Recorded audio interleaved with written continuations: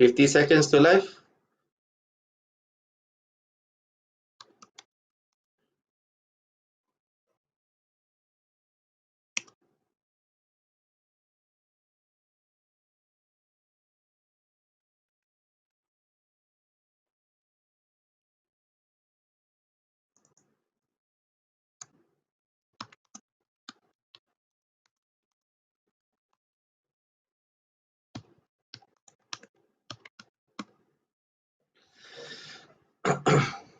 Okay.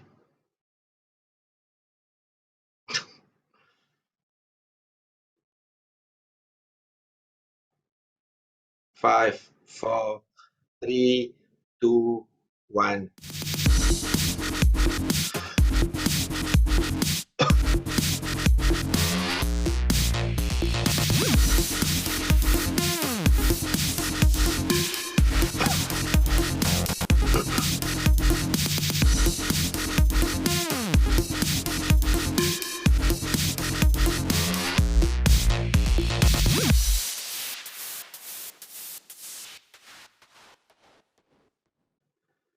Hello and salam to everyone. Welcome to Asia Rugby Live, where we talk about rugby all day, every day. And hope you guys are doing okay during this COVID-19 lockdown, wherever you are.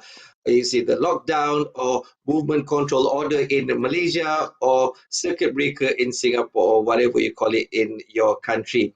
And during this time, we are hoping that you guys are taking care of yourselves. Make sure that you stay at home and do not go anywhere unless it's necessary.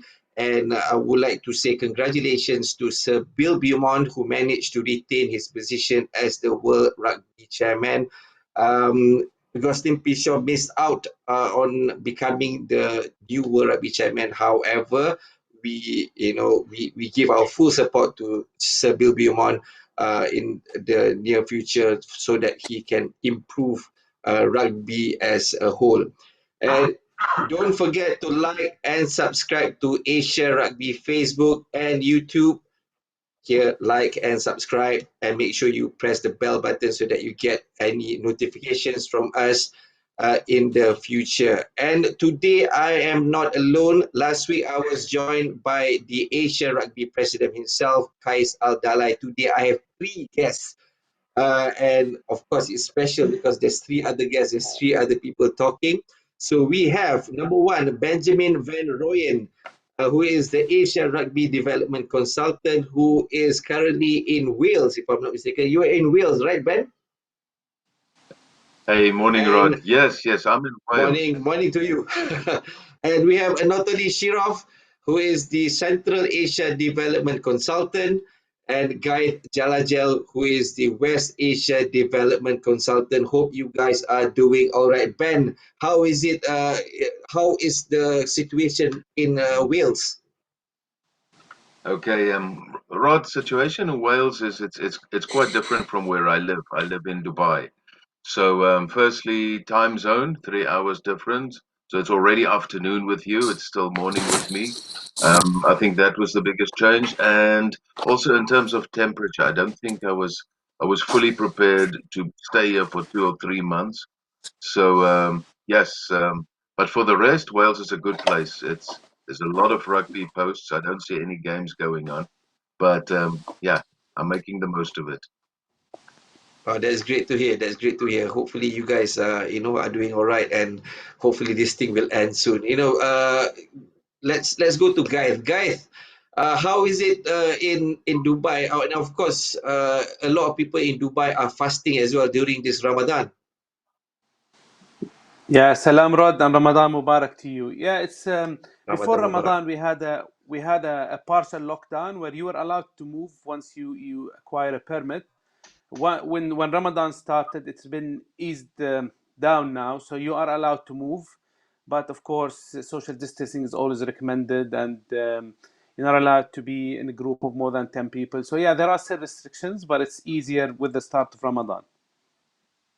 Oh, that's great to hear. And hopefully, again, things will get better in Dubai for you guys, and probably the Inshallah. Ideal Fitri will come soon. We all can celebrate together, hopefully. And Anatoly, in Yes. Tashkent, you guys are celebrating Ramadan as well, right? And of course, there's a lockdown, full lockdown for you guys. Yes, correct. We sit in lockdown and Mubarak Ramadan also started. But for me, lockdown also have a good opportunity for my cooking talent. I open in my personal cooking talent, and for 1 month of lockdown, I already take maybe 2 kilos more. Rod? Right. Okay, there you go, guys. Technology. So we are transmitting from 4 different locations. I am in Kuala Lumpur. Ben is in Wales.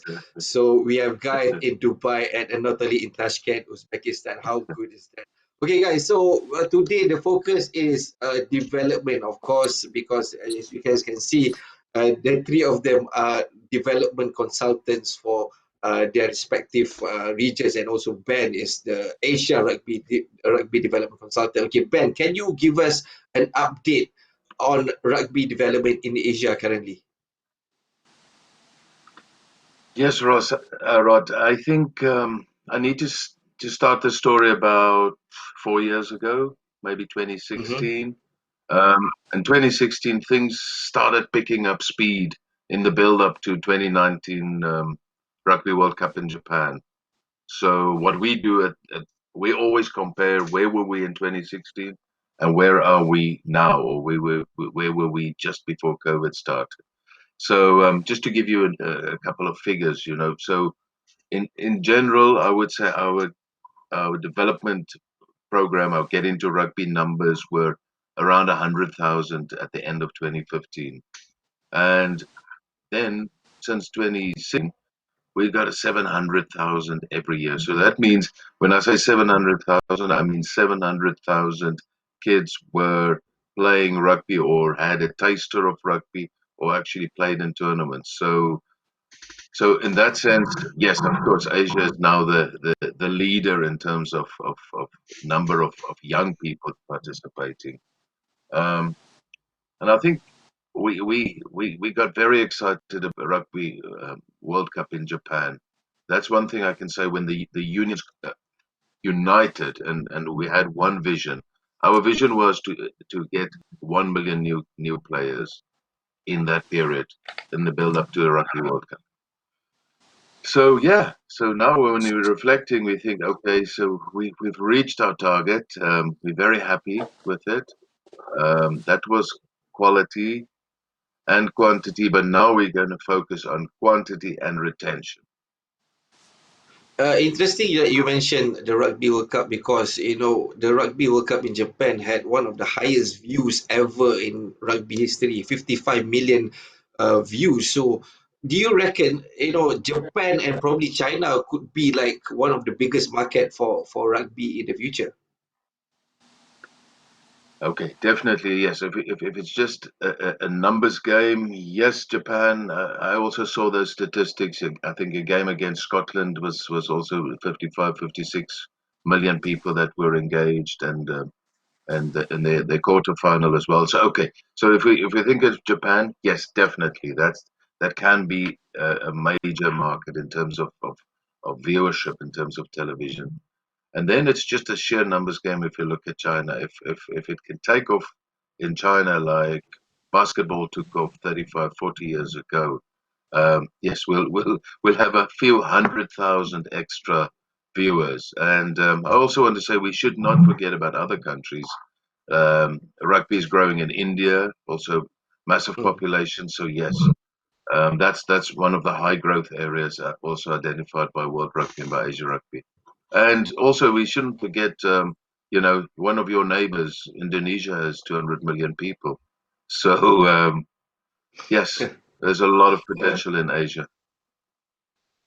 Yeah, definitely. As Asia is one of the biggest, probably the biggest continent in the world. Definitely, the market is so huge, it's so big. Okay, there are a lot of interesting projects that is going on in terms of development. Can you share with us the projects that is going on, probably previously and probably that will go on in the future, Ben? Right. I have to tell you, I'm every day. I'm truly inspired by what my colleagues across Asia are doing. Let me just quickly think of an example. Yes, if I think of a project in Sri Lanka where they traveled for 28 days across the island, they engaged over 3,000 kids. So these development officers were on the road for 28 days, and they took rugby to places where people had not heard of rugby before. You have to remember there was a civil war in Sri Lanka. And so they actually took rugby to areas where nobody's ever taken any sport. So that's an example. And I think, the projects that were run in Philippines at one stage in the province of Mindanao, there was a revolution going on. But despite that, rugby development just went on. So, and then if I think of one closer to home in Borneo, some of the rugby development officers travel 8 to 12 hours through the jungle with a 4x4 to go and deliver a rugby session. So yes, as I said, I'm inspired by what my colleagues across Asia are doing. Yeah, I know about that story in Borneo. Rami Yusuf, a friend of mine Yes, who is, passionately doing that, and much yeah, respect to him. Of course, Asia is a big region, and you can't do it alone yourself, right? And you have, no, people like Anatoliy and Ghaith doing it. And Anatoliy, you are taking care of Yes. Central Asia. Can you tell us a little bit about that in terms of Yes, development? Central Asia. Okay, understand. Thank you.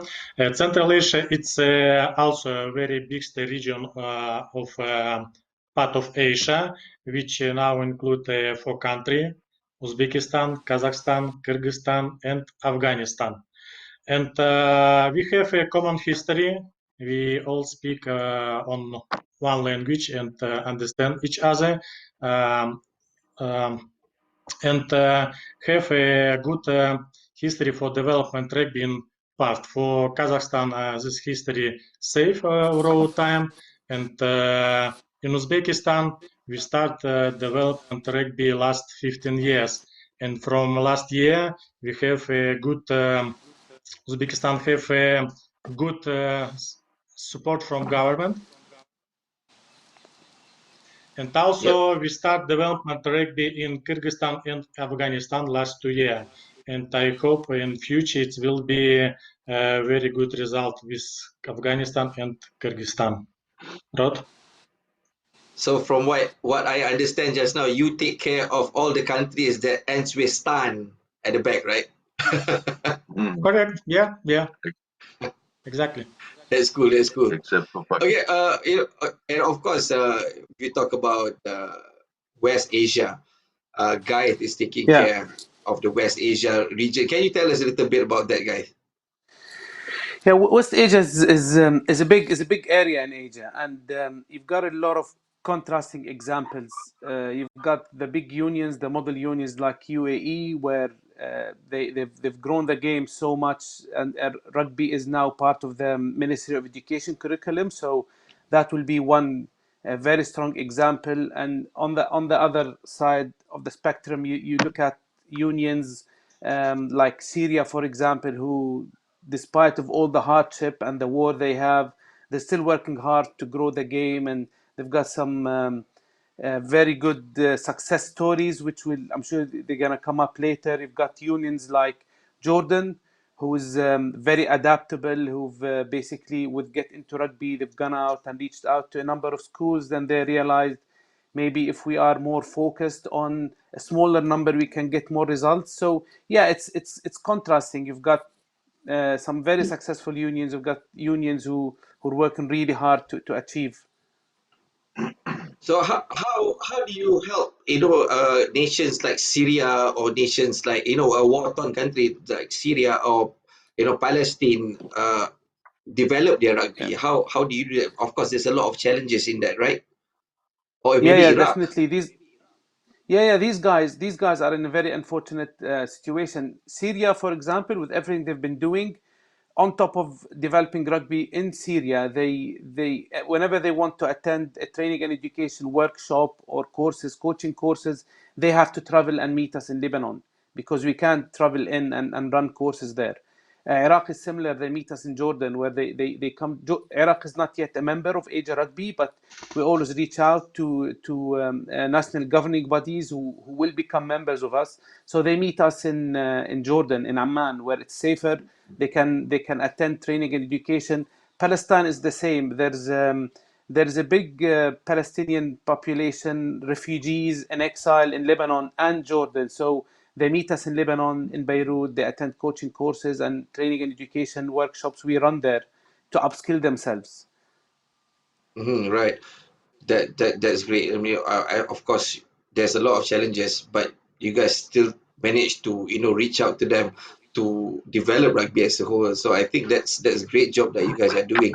Ben, can you tell us a little bit on how do you reach to nations like Guam, nations who are really really far away? How do you help them in terms of development? How do you train the coaches, or how do you give them programs like GIR and stuff like that?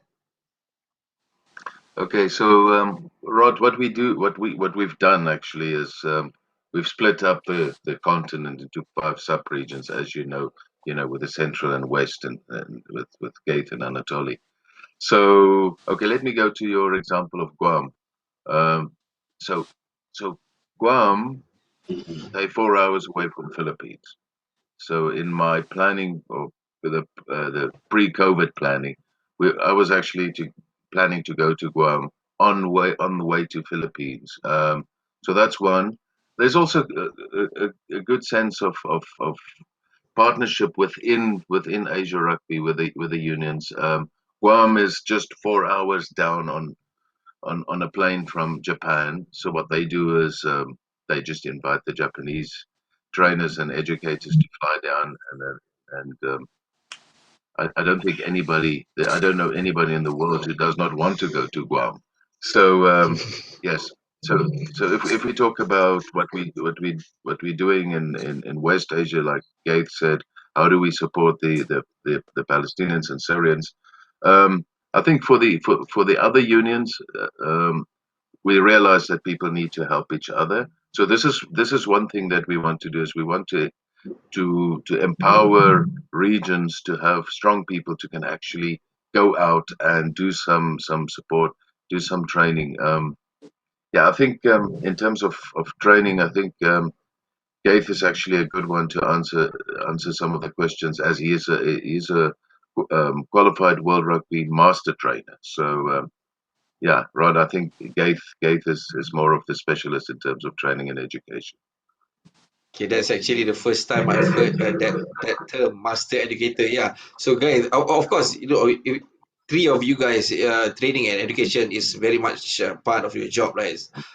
Can you guys, talk, bring us through training and education in terms of development, and also moving forward, giving to the guys, and reaching out to the guys. Yeah, man. So Ben mentioned earlier about the Asia 1 million and the numbers and the great success we managed to achieve in Asia, which is brilliant. But we realize now, going in the future, talking about retention, we need to be able to support the numbers. And when you talk about numbers, supporting the numbers, you talk about having enough coaches, having enough match officials to actually run the programs and help facilitate competitions, help facilitate training sessions. So training education is a big part of what we do. So there is a huge resource that World Rugby provide, like coaching courses, the level 1s and the level 2s and the level 3s when you work up to national levels. And there's the match officials as well. You've got the level 1s and the level 2s. So what we do, we communicate with the unions and we get a feel of what their needs are. So everyone wants to be a level 3 hold the level 3 coaching certificate. But what we do is we reach out to them and say, okay, guys, tell us about your needs. Then we help them develop a plan of actually, instead of going and targeting a level 2, how about we talk about the rugby readies and the get into rugbies and the level 1s now, to upskill people to be able to support the level you are at now. And then we provide these guys with pathways to progress as the game progresses in that union. So in terms of training and education, and we Yeah. are in this current situation of COVID-19, probably Ben or Yes. Ghaith, either one of you can answer or both of you can answer. I've seen before, like in the New Zealand Rugby Union, they have the coaching toolbox. Moving forward, is there a plan that is going to be put in place, something like that, where coaches or educators can access that easily so that they can, teach their kids or players wherever they are? Yeah. So Uh, World Rugby. Ben? Do you want to go? no, I just wanted to comment, Rod. I really like your description of it. It's called a toolbox, and yes, I think Gaith's going to tell us what the toolbox is. So, but I like your comment about the toolbox. Yeah, it's a nice term. Well done. So we've got World Rugby. We've got the World Rugby Passport. So it's an online resource where you can find all the pre-course or the prerequisites for the course. So you can get online and you can study the laws and you can take a law exam, which basically checks your understanding of the laws and it generates a certificate for you. Same with Rugby Ready, which is a basic coaching level. So you go in, you sign up for free, of course, and I hope most of the guys who are listening to us in Asia have already signed up. So you sign up, you have access to all those resources. The Rugby Readies, as I said, coaching children. There's coaching key factors, and I don't want to go technical, but yeah, there are and every module you study, there is a online test that you can take and generates a certificate. And this has always been there. It's not just a COVID-19 thing that come up. It's always been there, and we always encourage people. Now with the current situation, we've seen a lot of initiatives around Asia. You've got unions who are taking leadership now in terms of creating content using technology. Zoom is being used a lot now in Asia, which is a good thing. You've got the likes of Indonesia, for example, who are running workshops for their RDOs, their rugby development officers, to upskill them in digital marketing and social media and actual rugby development. You've got Bangladesh, who are always reaching out to their RDOs to upskill them, to talk about rugby, to discuss it. Asia Rugby now, as development officers, with the help of Kuram and the help of Jean Tong, who is the training and education manager for Asia, we're preparing a calendar as well, where we will have some targeted Zoom workshops and some open Zoom training where people can just attend and upskill themselves. So yeah, we are working. These unprecedented times basically are making people more creative, which is good if you want to look at the positive side of where we are now. Yeah, again, technology is wonderful, definitely, because in the situation that everyone is in, we tend to get more creative, and this is really good. This is really good Yeah. news for everyone who can access this wherever we are, and it's great to know that we have enough resources available. And guys, I just want to remind our viewers that you can ask everyone about any questions that you want to ask in terms of development on our Facebook or on our YouTube. So don't forget, there's a comment below so we can share your questions, and I'll ask one of our panels today. Okay, so just now we were talking about resources. How about language in Asia? And of course, there's definitely a language barrier. How do we overcome that, Anatoliy? Yes, it's a very important question because Asia speak on many languages. For example, if we take Central Asia, we have a Kazakh, Uzbek, Kyrgyz, and Pashto. And in Afghanistan, as I know, there are what is different types of languages. And yes, it's very important to translate all resources of World Rugby and Asia Rugby to native language for good development people in domestic countries. It's very important, and we already start this work. For example, in Uzbekistan, we start translate some materials in Uzbek language, because in deep region of Uzbekistan, people speak only on Uzbek language, and we need to provide for them a very simple and understanding materials and methodology for coaching children. Rod?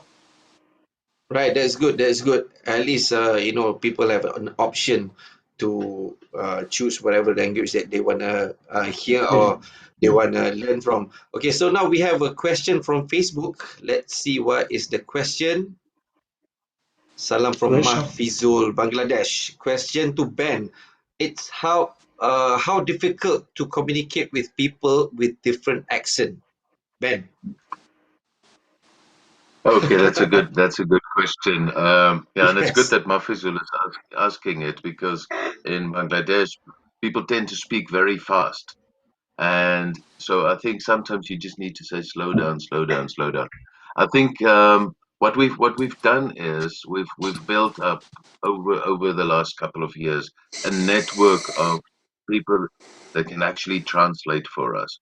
So I distinctly remember the first time I went to Bangladesh, when you say people speak with a different accent, I think my accent was also foreign. And fortunately, I had Mafizul with me. And for instance, just before COVID started, I was in Cambodia, and I tell you, I spent 7 days of training and spending time with the guys. And if it wasn't for that translator, nothing would have done. And so in the end, when I left Cambodia, I would just say to the translator, his name is Vutan, I just want to say, you are like my brother. I spent 7 days with you. So yes, I think we're seeing this in the time of COVID, where we're actually working together, working well together. But I think that's something that's inherent in rugby, that we always tend to think of, we need to work together for the sake of the game. So very good question from Mafizul. I hope he understood me, and that my accent wasn't too strong. No. Your accent wasn't too strong. Definitely, I can understand you. No problem. Okay, so there's another question. This question is obviously for Anatoliy. Is there any training courses that are planned to be a whole in Uzbekistan in the second half of the year? Anatoliy, this is your area. Yes, thank you, Asadbek. Can I speak in Russian for Asadbek? Yes, please. Yes, Yes. please. Why not? Асадбек, да, у нас, спасибо за вопрос. Да, у нас запланировано проведение курсов во второй половине этого года. Они вначале были запланированы в первой половине этого года, то есть в марте, но из-за того, что был карантин, коронавирус, мы перенесли это на вторую часть этого года, так что о точном месте и времени мы вам дополнительно сообщим. And in short, colleagues, Asadbek asked me about a course in second half of year, and I explained him that yes, we have planned to conduct these courses in September initially, and exactly dates and time will be what is said additional. Rod, thank you. Confirm later, right? Yeah. Anatoliy, I'm going to come to Tashkent and you need to teach me Russian, okay? Because that was it was cool. Okay, that's another question. And this question is for Ghaith. Yep.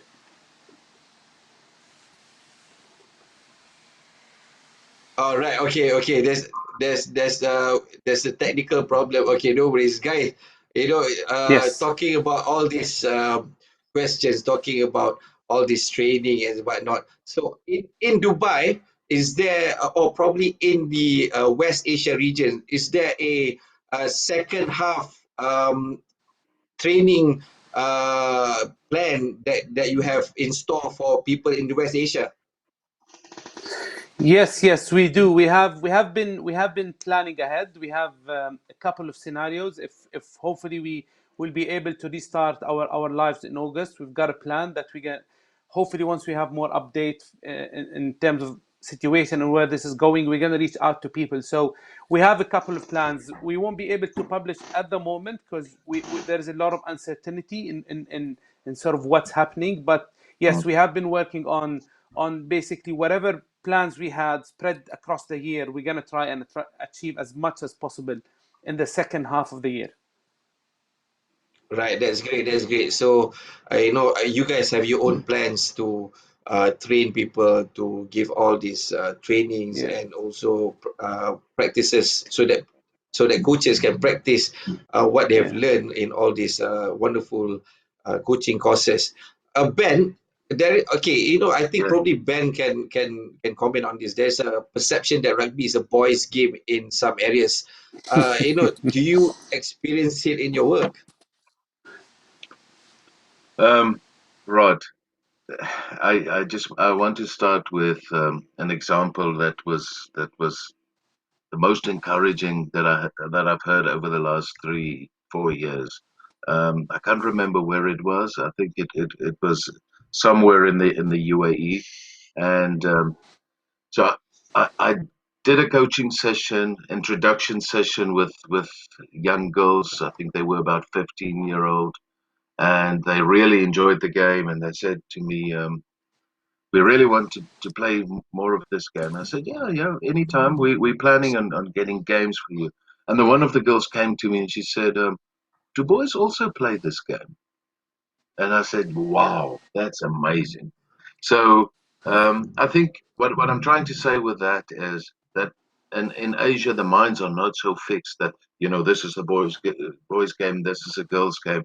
So because in many places rugby came as a new product, the likes of Pakistan, nobody could have believed 5-6 years ago, that Pakistan would be able to engage on average 40,000 girls per year. So yes, I think in that sense we're quite proud of ourselves that we've always said that we're chasing a minimum of 40% girls participation at the grassroots level.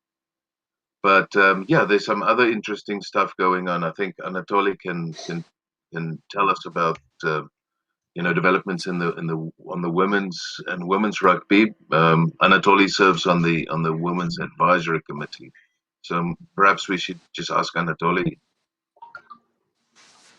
Yeah, Anthony, can you comment? Can you Thank add you. on a Yes. little bit on that about the women's program?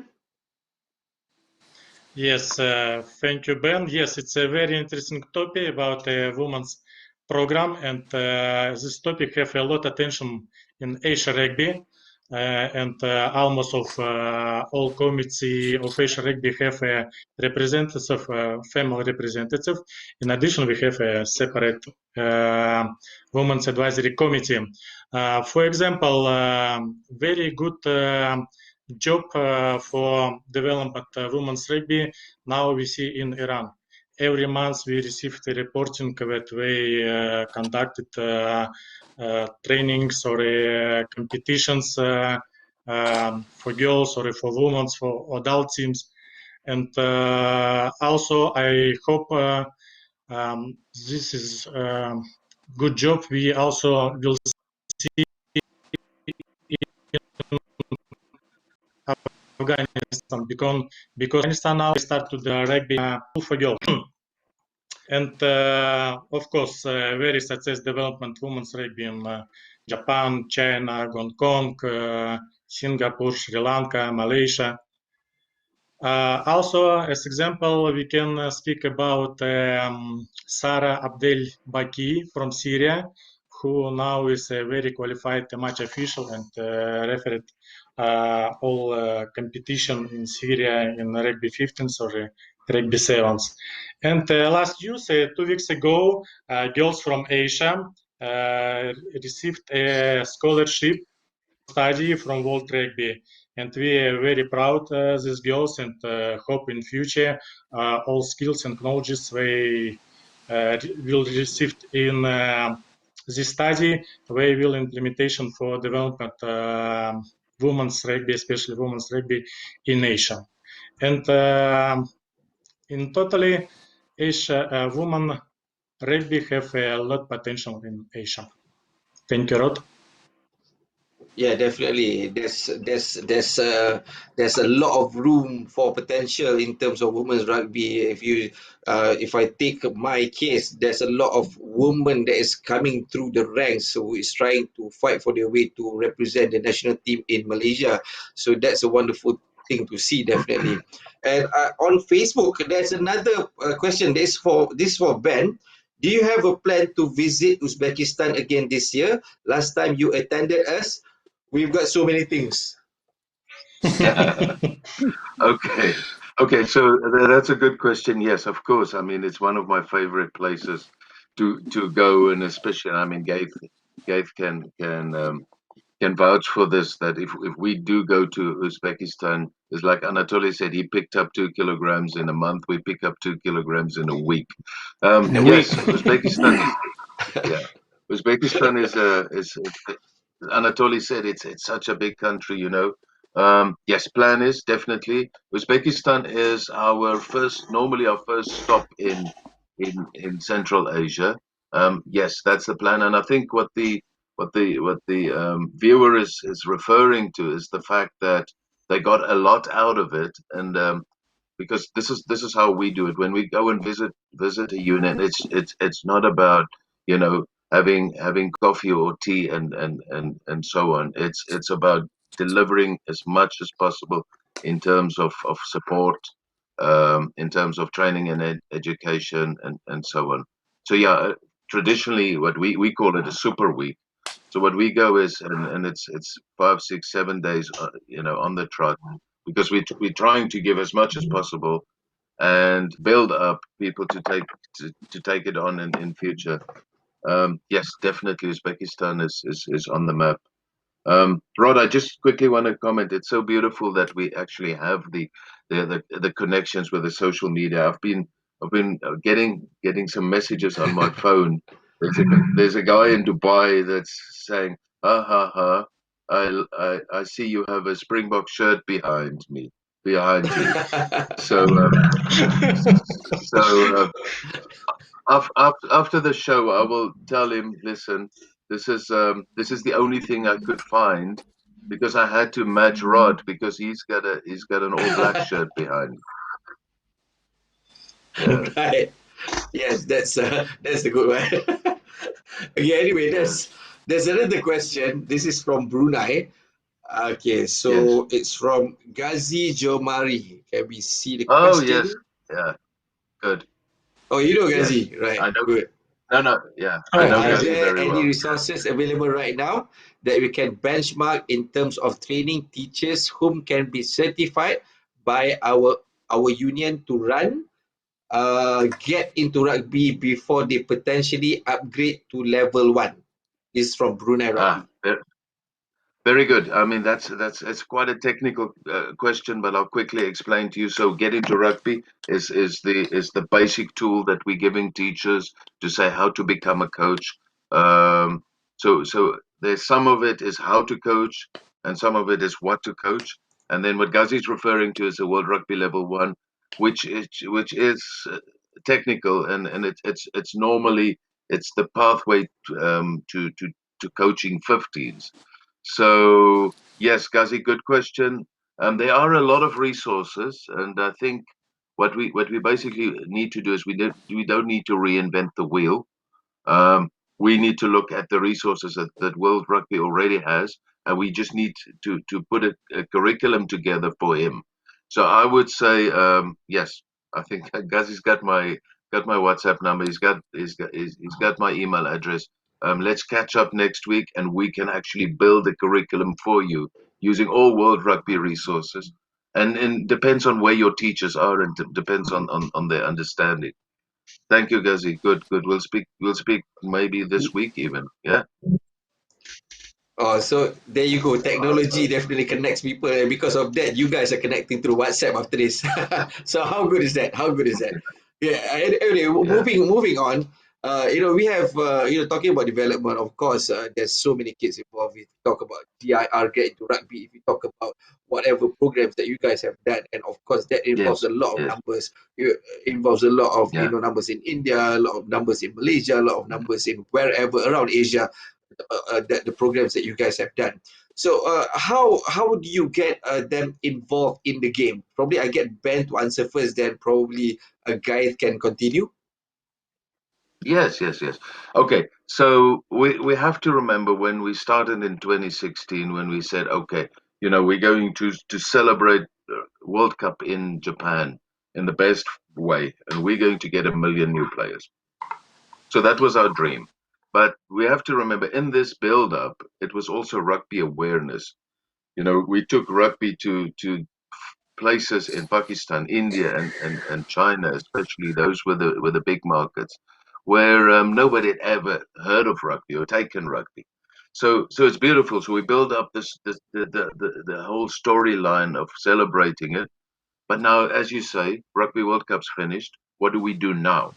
So yes, we've actually been thinking about a retention plan for the last couple of years, and so basically we came up with three key areas, and I believe if we invest in people, and that's by upskill people or training people or retraining people, that's one.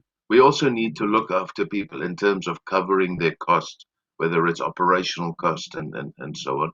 So yeah, invest in people. And then the next one is the only way that we can actually say somebody is a rugby player is if they play regularly. So for that, we need to organize competitions. So yeah, and I mean, I would say Ghaith is like you said. Let's ask Ghaith because he's been involved with organizing rugby competitions. Well, most of his adult life, I would think. Yeah, guys, can you add on to that? Yeah, of course. Ben touched on it. So it's getting the numbers, then supporting the numbers, as we've said earlier, and upskilling people is a big one for us, and this is where training and education comes, which I've mentioned before. And it's not just coaches and match officials. Now we're talking about managers and first aiders and medics who look after the players to make sure the well-being of the player and to be injury free. SNC coaches, strength and conditioning coaches. So it's the whole spectrum. Upskilling people just to support the player. Competition is a big one. And as Ben said, investment comes into the people and the competition. Asia Rugby's got a small development grant that basically we provide to unions. They apply for it. They give us description of what sort of programs they want to invest, and a lot of union now are looking to at age group competition, which is brilliant from our point of view. An example I've given before is probably close to home. Jordan Rugby now, once they've adapted and they've become more focused, now they have an under 20s league that plays alongside the women and the men. So every time there's a match day, there's an under 20 playing, whether it's sevens or tens, but they are playing. UE Rugby, with the strong leadership they have now, they look at age group competition. There's a big million youth section within expat clubs, but still there is a schools competition that play in Dubai sevens every year. So we are pushing people, and unions have started to realize that. What defines a rugby player, as Ben has said, it's playing regularly, playing competitions, and this is where we believe competitions domestically is the start. And once there is a strong domestic base within the unions, Asia Rugby will be looking to develop age grade competitions whether it's cross border or at international level. But it has to start at union level where you have a domestic age group competition. Yeah, of course, Rod? if you talk about development, if you talk about development, it differs geographically. And not only Yeah. what is your challenge to retain players to play rugby in your region? Yes, we have the same situation, but in Central Asia, we have a very comfortable location. For example, major capitals of country. Bishkek, it's in Kyrgyzstan, Almaty in Kazakhstan, and Tashkent in Uzbekistan. And for us, a very comfortable visit to each other and playing between our teams and develop playing skills of our players. For example, we need only 1 hour for transfer a team by plan to Bishkek or Almaty from Tashkent. It's cheaper. It's for us very cheap, and we can save money. And what's very often conduct a competition between our teams for all age grades group. And as I know, Afghanistan also have interest to join to our competition, and we now together working for development Central Asia Open competitions. And for example, in last year in Bishkek, we already conduct this competition for U18. It will be competitions for boys and girls, and we participated 3 countries, Kazakhstan, Uzbekistan, and Kyrgyzstan, and also was 1 team from UAE, girls teams. Rod? Right, that's great. Probably in the future we can see a lot of age grades competition in between. Probably from West Asia, Central Asia, from Southeast Asia, from Japan coming in together. It's going to be like Yeah. a Asia age grade cup. That'll be great. Definitely. Of course, I'll be looking forward to that. Okay, now we are going to see the last question from Facebook. Let's see. That's the last question from Facebook from Nasir Hussein. Any one of you guys know Nasir Hussein? Oh, Yes, Any plans everybody. to Yeah, I've heard support of a him. pathway? yes. All right, okay. Yes. So, any plans to support a pathway for the non-contact version of the game, especially in the post-COVID-19 era? Well, so obviously, this is interesting because COVID-19 people are not.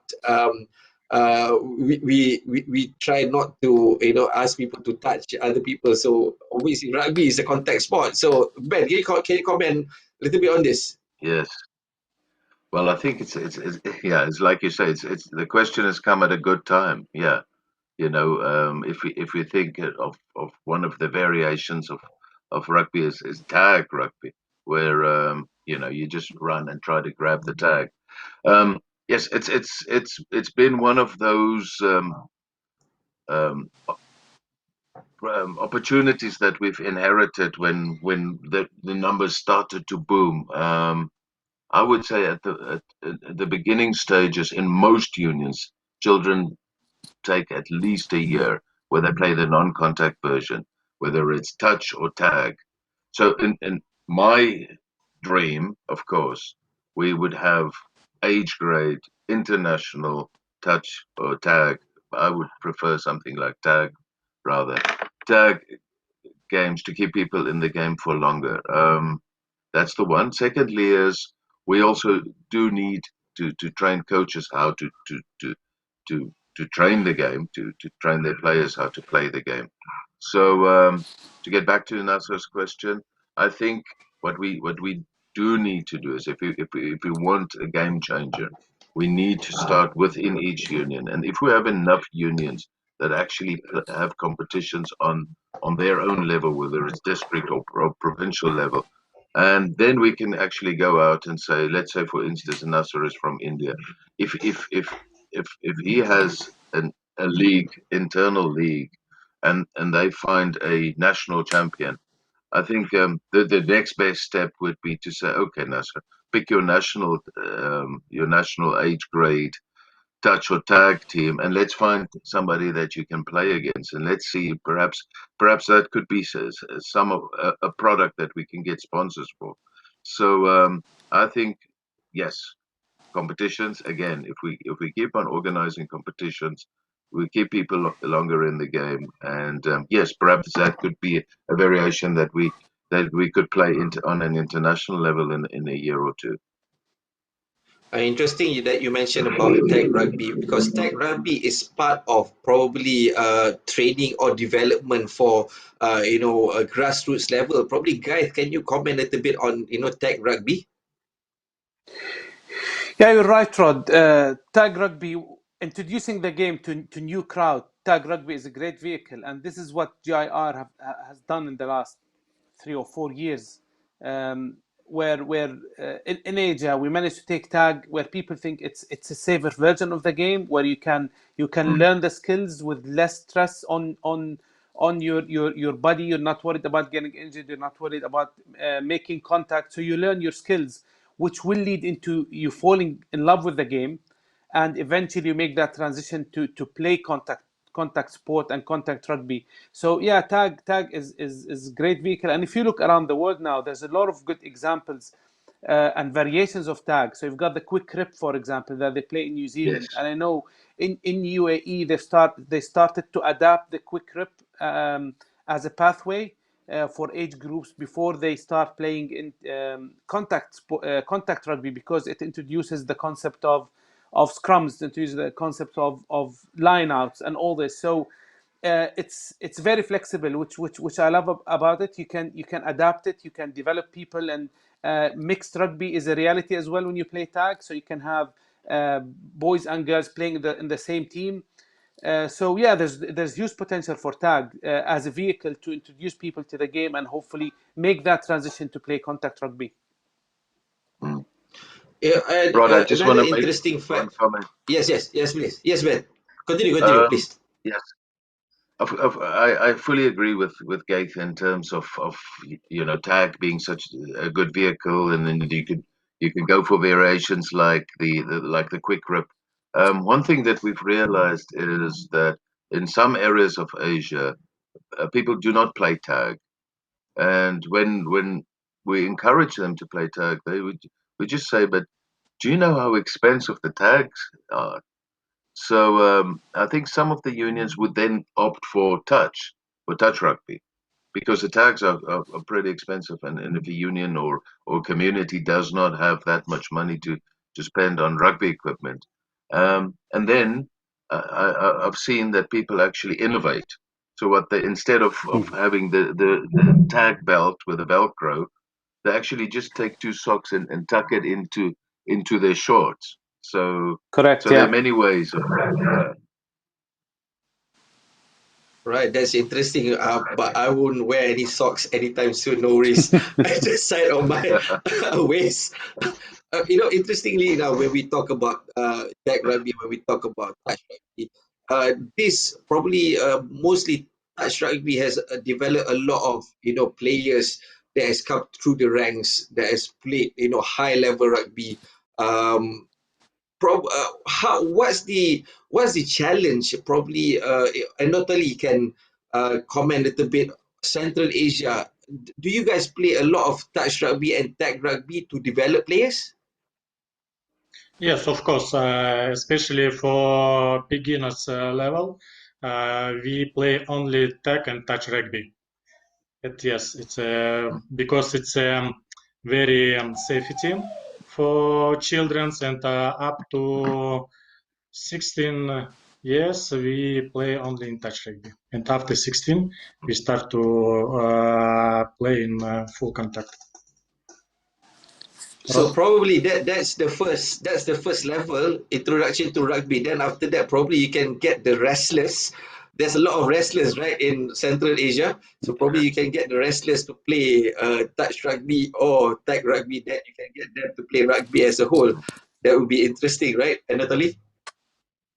Yes, yes, correct. Mm, very much. Okay, moving along.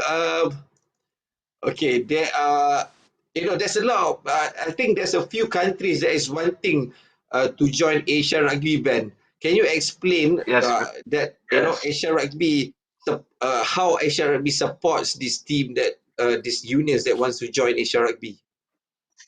Okay. So yes.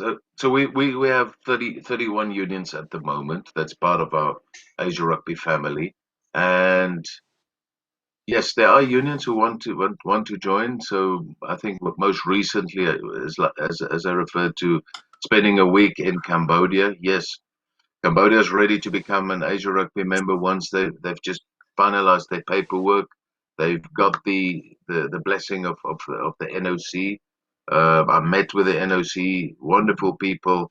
So yeah, that's one example. And I think on Ghaith's side, we have another two unions that have been knocking on the door. So perhaps Ghaith can explain about those two in West Asia that are knocking on the door. Yeah, sure, Ben. So we've got in West Asia now, we've got two brilliant stories. We've got Iraq and Palestine. So again, two countries which have a lot of hardship, and still rugby is growing there, which is really like heartwarming. So we've got Iraq, game has been growing, and they've been recognized by the government now for more than 4 years.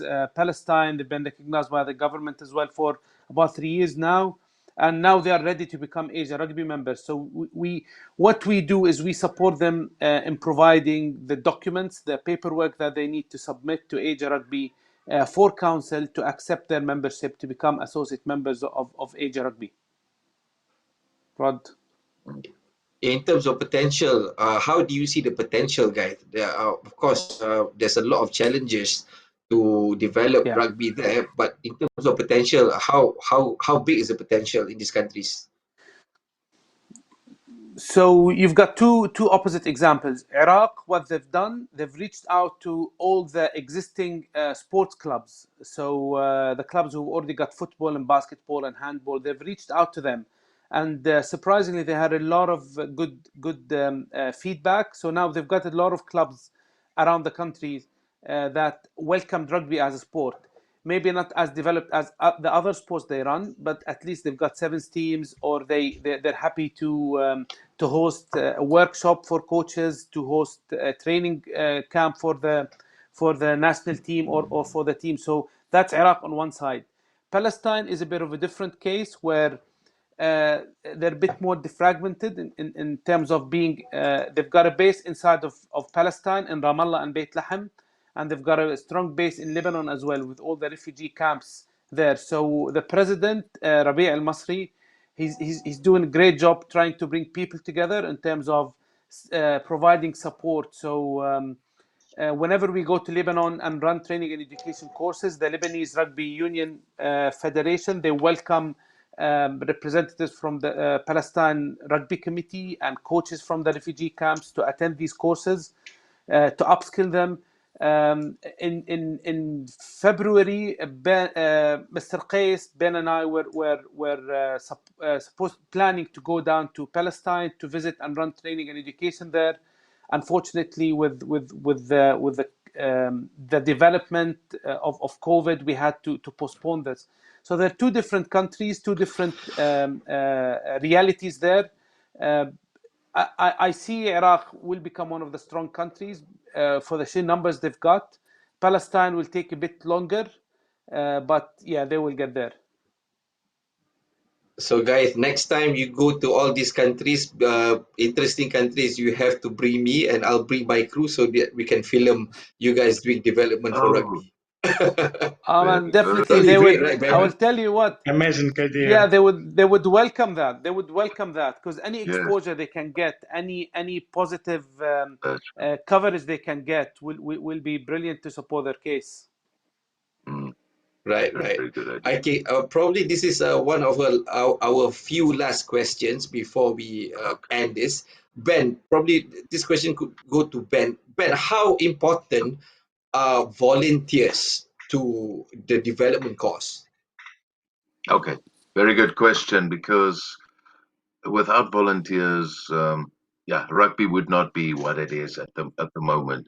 The volunteer culture has come a long way, especially in Europe, especially in the UK and France, Southern Hemisphere as well, where you have, you know, your dad's army, the guys who want to become a coach to coach their own kids and so on. So we do need a lot of volunteers along the way. Um, what the volunteers need to take out of it is they need to be trained. we are working at the moment. We're working with World Rugby at ways that we can actually upskill people, and not only on a technical level, but also to make better people out of it. I just want to mention my friend and colleague Sami Smara, who is a development manager in the UAE. He always says that we're not here to turn people into good coaches. We're here to make good people out of them through rugby. So volunteers, yes, we need to look after volunteers, but there's one thing unique about rugby. People, they always say, when you finish playing, what are you going to give back to the game? So to answer your question, yes, we do need to look after volunteers, and they don't want much, but they just want opportunities to grow as people. So that's how I see it in terms of volunteers. Yes, I totally 100% agree to what you said. Volunteers are definitely probably the heart of rugby, how we grow the game, probably part of the component on how rugby is grown. So anyway, I think we time is up. Thank you very much, guys. Thank you very much, Ben from Wales for That was joining us. Thank you very much, Anatoliy from Thank Tashkent you for very joining much. us, and thank you guys from Dubai for joining us. You guys have been great. Ramadan Mubarak to thank you you very guys. much. Happy iftar later. Hopefully, you guys have something good to eat. Anatoliy, don't eat too much. 2 kilos is a bit too much. And Okay. hopefully we can catch up soon again later, probably to Thank you, update Rod. people, to update everyone Inshallah. on Yes, Asia Rugby Live, please. on the latest development that you guys can share with our viewers. And to you guys, thank you for tuning in to Asia Rugby Live. You guys have been great. Keep the questions coming, and of course, you guys can contact Ben and Natalie and also Ghaith on their own respective Facebook pages. Of course, right, guys? Yes, Yes, Yeah, correct. Yes, definitely. yes, yeah. Of course, Please, yes, yeah. please, So please. you guys can Definitely.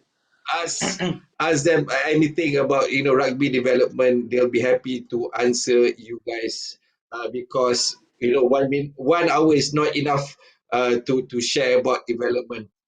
Okay, thank you Uh, very much. Join us Thank again you, on Rod. Asia Rugby Live next thank week you, Rod. with me, Rod. Same time, only on Asia Rugby Live.